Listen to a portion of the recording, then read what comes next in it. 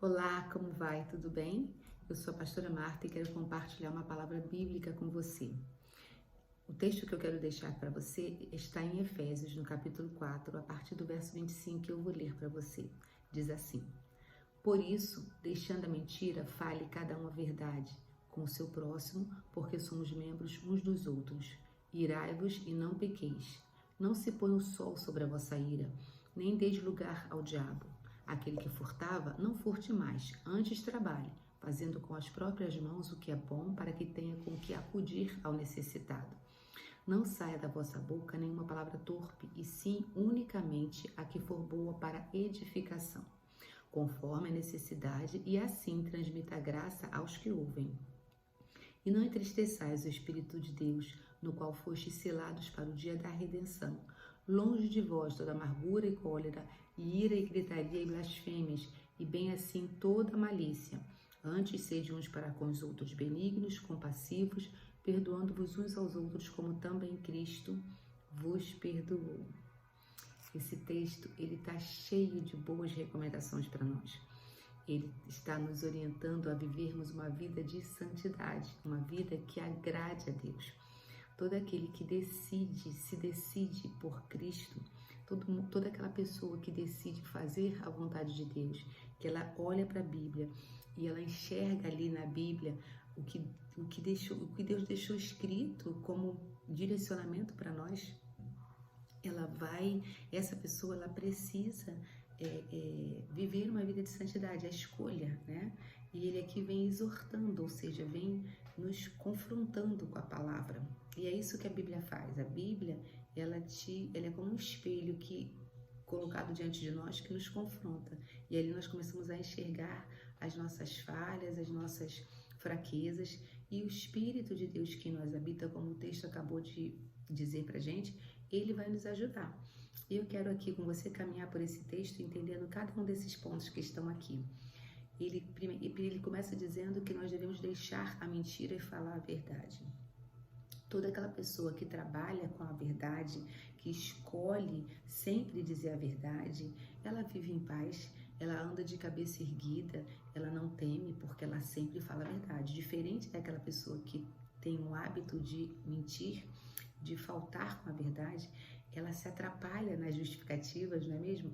Ela se embaraça porque ela conta um fato que não é verdadeiro e depois esquece, e quando ela vai falar, ela troca, não é? Então ele fala, olha, deixa a mentira, fale a verdade com o seu próximo, né? Porque somos membros uns dos outros, ou seja, nós caminhamos, se você quer caminhar com alguém ao seu lado, para uma vida de santidade, sabe? Fale a verdade, lide com a verdade. E ele continua falando, irai-vos e não pequeis, não se põe o sol sobre a vossa ira. Olha aqui o que o texto está dizendo, que você vai se irar, você vai perder a calma em algum momento, alguma situação vai te tirar do sério, como a gente costuma falar. Mas ele está dizendo para você não pecar. O que é o pecado?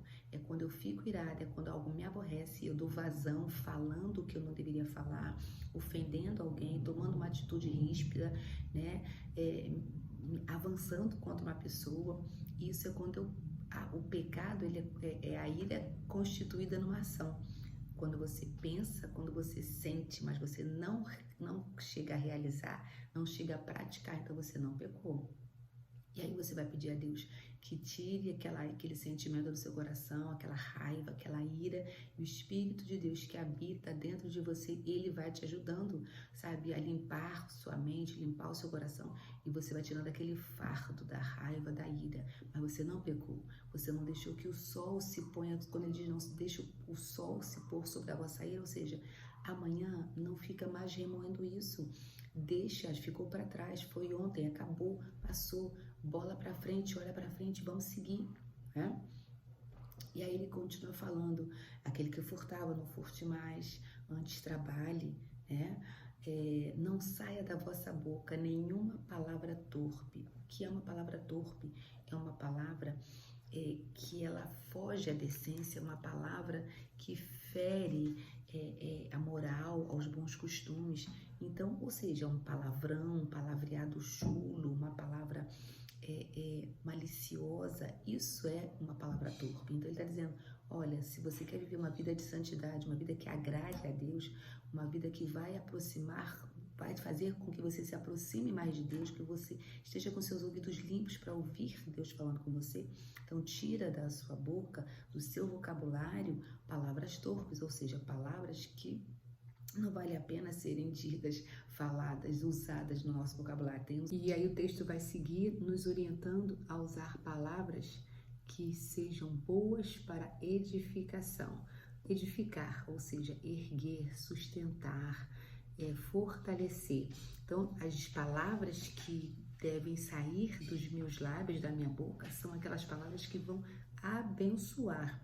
Tem um texto, uma passagem na Bíblia que diz que a nossa boca seja manancial de bênção, de vida e não de morte. E ele vai seguindo, ele vai dizendo, não entristeçais o Espírito de Deus, no qual fostes selados para o dia da redenção. Quando você decide caminhar ao lado de Jesus, quando você decide obedecer o que diz as Escrituras, o Espírito de Deus está habitando dentro de você. É Ele quem te convence, é Ele que te dá esse desejo de seguir fazendo a vontade de Deus. Ele disse, então, você tendo uma vida observando esses princípios, você vai estar agradando a Deus, você não vai estar entristecendo o Espírito de Deus que habita dentro de você. E aí ele permanece dando mais observações, mais conselhos para as nossas vidas. Longe de vós, o quê? Toda amargura, cólera, ira, gritaria, blasfêmias, e bem assim toda a malícia. E aí quero que você pare agora junto comigo e avalie de novo esse versículo. Longe de nós toda amargura, cólera, ira, gritaria, blasfêmia. Para qualquer pessoa de bom senso, todas essas situações aqui, essas atitudes, elas são atitudes ruins, né? E se a gente for olhar a nossa volta, as pessoas estão se deixando mover por esse tipo de atitude e sentimento, amargura, ira, cólera, gritaria, blasfêmias, malícias, né? E isso é uma vida que está longe de santidade. Então, alguém que pratica isso, alguém que está vivendo isso, ele está longe de ter uma vida de santidade, uma vida que agrade a Deus. Então, esse conselho aqui no livro de Efésios para a minha vida, para a sua vida, é que a gente abandone, que isso tudo esteja longe de nós, longe de vós, né? Amargura, cólera, gritaria, blasfêmias. Antes, sede uns para com os outros benignos, ou seja, bondosos, amorosos, compreensivos, amigos, né? Colaboradores, compassivos, perdoando-vos uns aos outros, como também Deus em Cristo nos perdoou. Então, o perdão de Deus para minha vida, ele está intimamente ligado ao perdão que eu libero àquele que está próximo de mim. Amai o próximo como a ti mesmo. Perdoai aqueles que te ofendem, assim como Deus vos perdoa, né? Perdoa-nos as nossas dívidas, assim como nós perdoamos aos nossos devedores. Então, esse texto de Efésios, eu aconselho que você leia com calma na sua casa aí, medita aí depois que você assistir esse vídeo, o quanto de informação, de orientação esse texto traz para as nossas vidas. E se eu quero viver uma vida que agrade a Deus, que revele Deus nas minhas atitudes, eu preciso ter essas observações diante de mim todos os dias, né? Então, querido, querida, eu desafio você a viver essa palavra, né? Que é assim, que nós coloquemos, nós nos desafiemos a nós mesmos, né? Eu vou viver, eu vou me discipular, eu vou me disciplinar a ler a palavra e a vivê-la. Não adianta, Deus não quer que eu e você sejamos leitores, sejamos apenas aqueles que ouvem, né? E não vivem. Um discurso vazio é um discurso de alguém que fala, mas não pratica. Essa pessoa fica sem credibilidade, não é mesmo? Então, que nós não percamos a nossa credibilidade diante de Deus. Porque muitas vezes a gente dobra os nossos joelhos e pede perdão a Deus, a gente pede que Deus atenda às nossas orações, que Deus responda às nossas orações, mas a nossa prática, as nossas atitudes estão dizendo tudo ao contrário. estão totalmente contrário àquilo que ele deixou para que nós vivêssemos, né? A Bíblia, ela é um manual de como eu devo viver bem e como eu devo viver fazendo a vontade de Deus. Então, que esse texto possa ser bênção aí na sua vida, possa te abençoar e possa te edificar ainda mais na sua vida e no seu desenvolvimento, na sua jornada, na sua caminhada com Cristo. Que Deus te abençoe.